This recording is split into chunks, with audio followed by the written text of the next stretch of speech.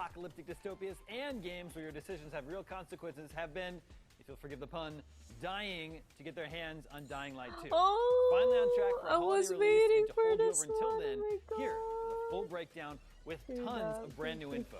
Let's take a look. Oh my God. Hi everyone, my name is Timon finally. Smektawa and I'm the lead game I mean, I'm designer happy with at now Techland. and then just end the stream. Welcome to the Gamescom I'm like edition 3% of Dying battery to now, Know. guys. You can watch I the mean, there's previous still more episodes games of the with show on our YouTube my channel. brain. They reveal many details Need about the some game sleep, and but it's showcase fine. unique Dying Light gameplay is videos. here. So if you still haven't seen them, I'm not you dying. know what to do. Last time we showed you the monsters, our special infected enemies. So today, let's talk about how to fight them. Oh yes. And not only them, but also the other big threats you will Love where encounter he in the is, world like, of Dying his Light 2, background, which are us, humans. Unfortunately, humans tend to be the most cruel and brutal species out there, especially during an apocalypse. Oh, that's fact. Fact. Before we talk about fighting, let's start with the basics. How do you move around the city? If you watched our previous episodes, parkour. you know I that love a how large it portion of the feels. city's population has changed into monsters, roaming the streets. That's why it's extremely difficult to move around, unless you can run, climb, brawl, swing and jump, as the best option And fly. to explore the world of Dying Light 2 is parkour. Let's talk about it with my first guest, Kacper Kowalczuk, senior game programmer. Kacper Kowalczuk. Kacper, you are in a team directly responsible for creating parkour movement in Dying Light 2. So, what can you tell the Gamescom viewers about it? Well, we're really excited for the players to see what we've prepared for them. They will finally feel this amazing freedom of movement in a city built to support parkour from the ground up. Even the highest building is not an obstacle anymore, it's Dying but a Light, parkour right? tool to And help you're you in get higher. apocalypse. Even those familiar with Dying Light 1 will be pleasantly surprised, because we took all that we learned from parkour in DL1 and built everything from scratch. It's a more challenging way than to simply upgrade it, but it's more rewarding as well. Okay, but from my perspective, and I think your perspective as well, creating a realistic movement in an FPP game is very, very difficult. And we have spent a lot of time and resources to make it physical and exciting at the same time. So, how do you feel about it, Kacper? We really wanted to improve players' perception of their avatar's body and of what happens to it during parkour. The animators had their hands full, but it definitely makes you feel like a real traceur, which is a person who professionally does parkour. It's all thanks to dozens or even hundreds of new animations. It's especially visible with ropes, pipelines, monkey bars, etc. With the increased number of animations, players can almost physically feel each movement while climbing the buildings. It gives them a realistic parkour experience and is also surprisingly simple to master, even for beginners. The city allows players to traverse it effectively as soon as they get there. You say simple for beginners, even beginners can master it. That's good. There comes a time when players start noticing synergies between movements, and that's when the real fun begins. You literally feel like flowing through the environment. They also find out that the city itself helps them with parkouring, and what might have seemed an obstacle at the beginning becomes an asset once they learn how to use it. Okay, but parkour can be more than just a way to traverse the city. In Dying Light 2, it's quite handy in combat too. Yes. For example, I could stun my opponent with a powerful blow, then use elements of parkour to rebound from him and kick another one. He's also stunned now, so I can rebound from him too. By combining parkour and combat, a skillful player can wreak havoc on both humans and the infected without even touching the ground. Well, that sounds amazing. So, Kacper, thank you for joining us, and thank you for explaining us how the game's parkour system works. And I believe you, the same as I, just can't wait for people to see it in action themselves. Definitely. So thank you once again. Take care.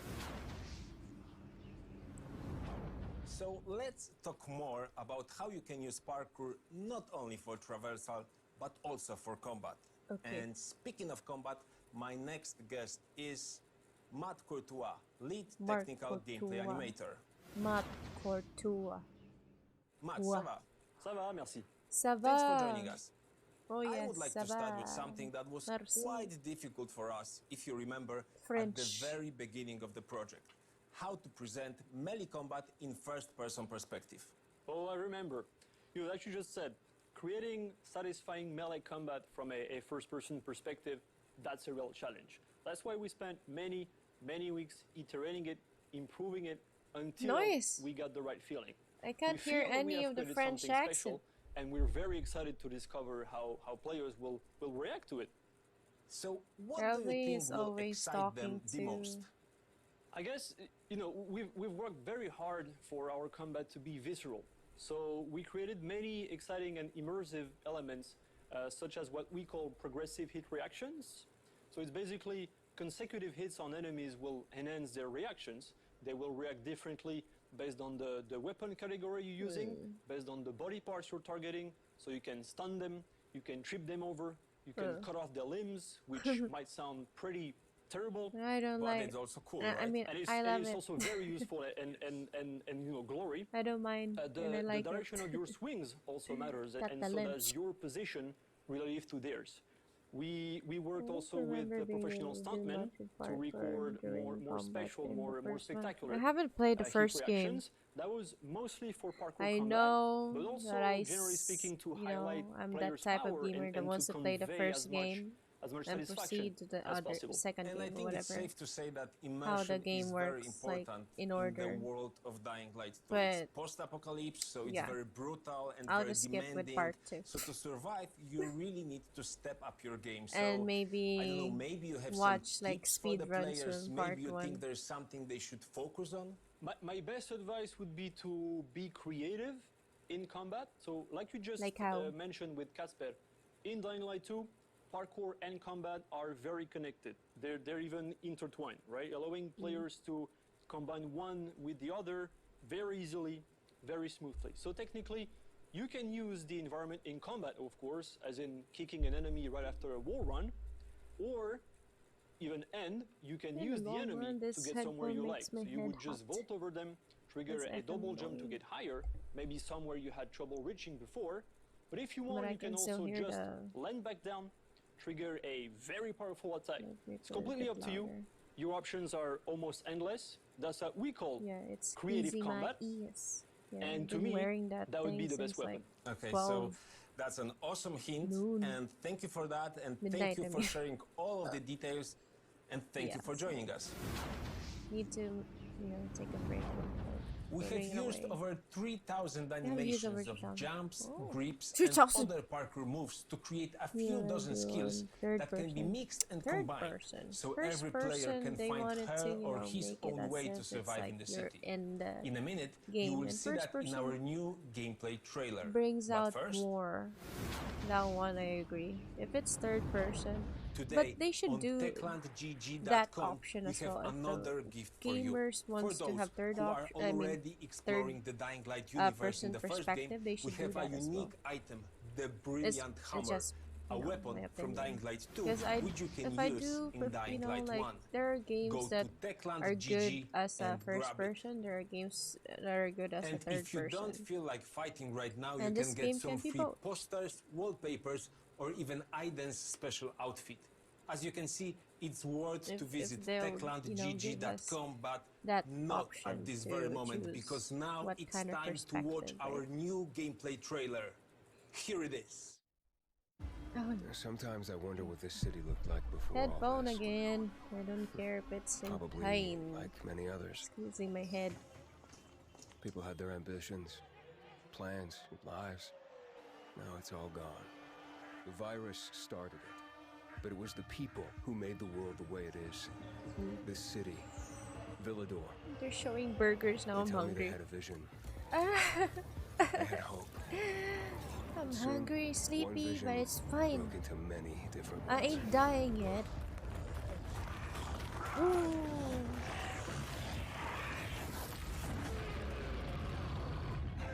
Instead of fighting together, people stood against each other. Against each other, yeah. War broke out. I mean, there's no law anymore, so. Met a broken leg. Hope died. Ooh. Oh my god, I'm excited with the zip line, man. Now the city is falling. The parkour, when you run through walls. Absorb their strength. god, how strong his legs are. But I can't let that happen. Damn. At least, not yet. Ugh. I need the secrets the city holds. Oh, fuck. Hey! Still some rats here. But yeah, when it comes I have to to pick a side. The bazaar needs enemies, people You're doing great so are far. much more dangerous than the zombies. I have to make a difference. What kind of difference, man? Let's check and see. Oh. Ah, no. No. No. Oh, they didn't.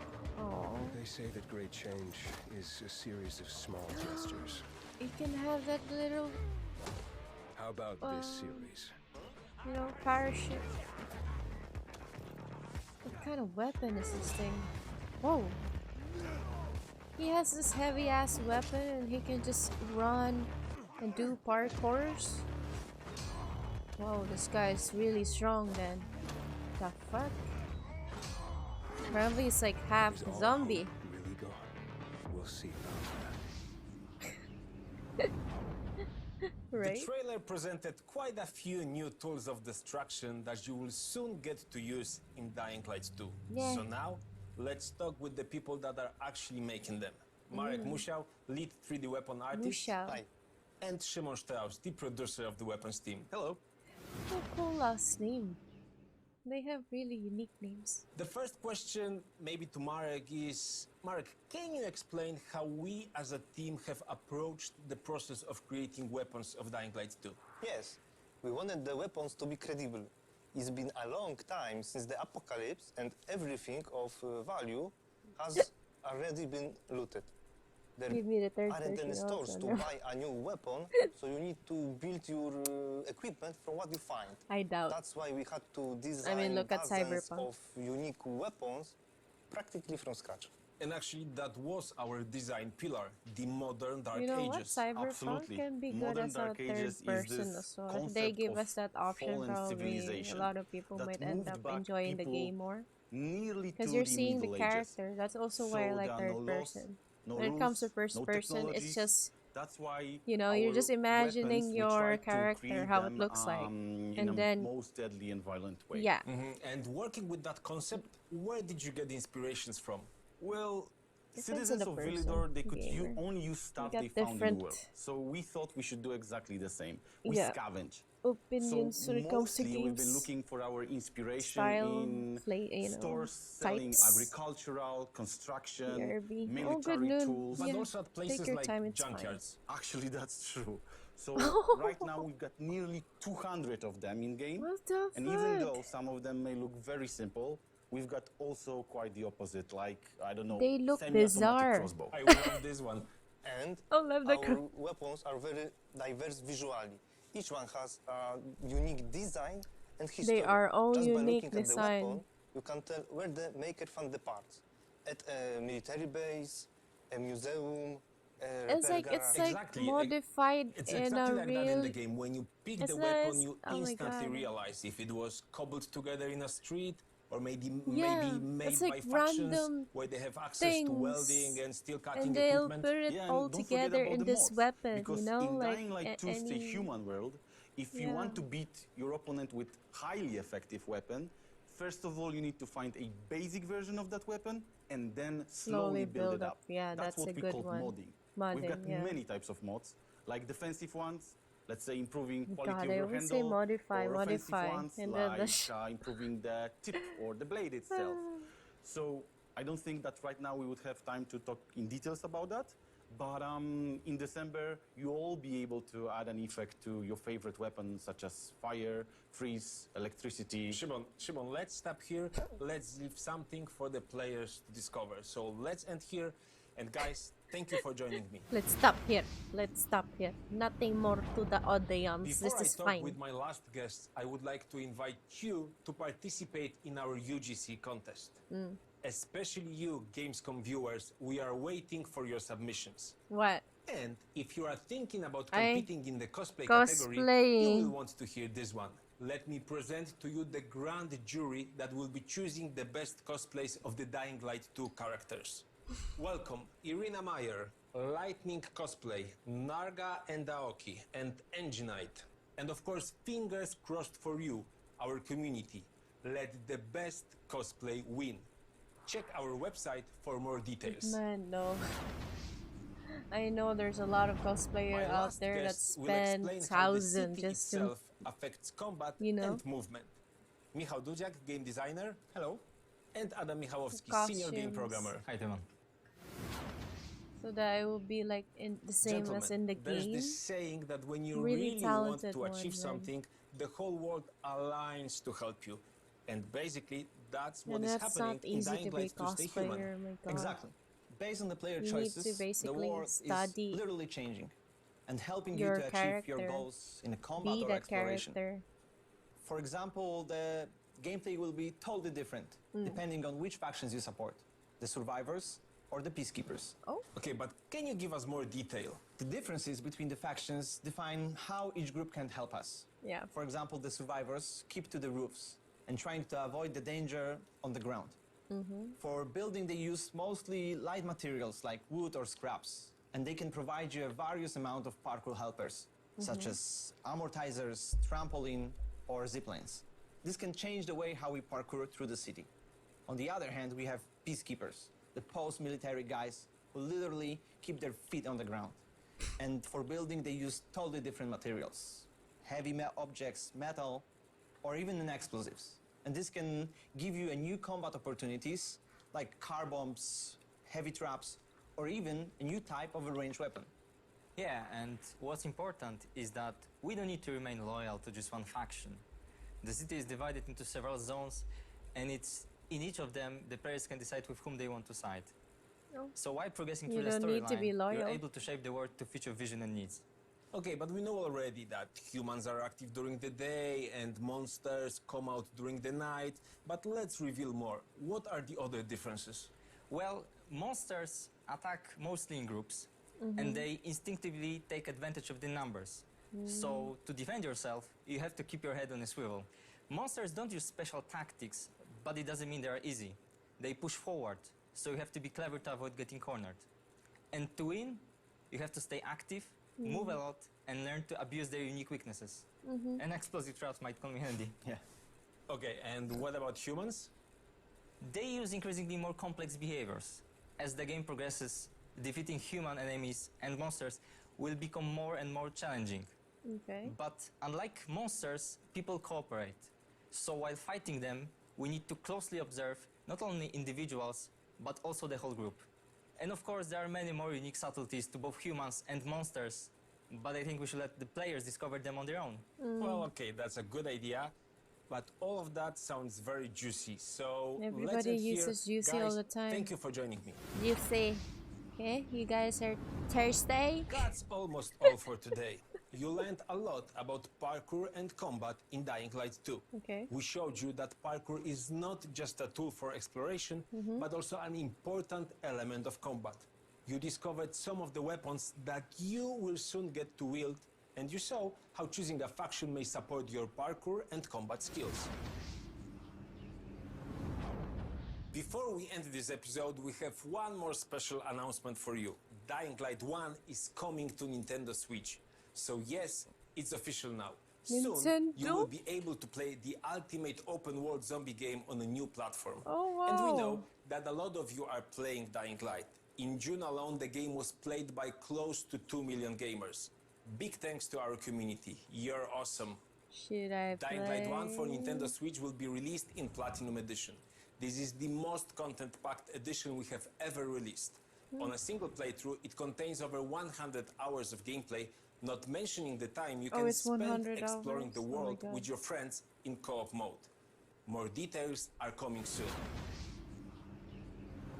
I mean, nice shit. If you are We got hungry time. for more and you want to support us, why don't you pre-order the game to explore it on your own in just a few months? That's all for today. Thank you, Gamescom, and see you in the next episodes of Dying to Know. Dying to know. Wow. The graphics. Yeah, man. It's as if I'm watching a trailer for a movie.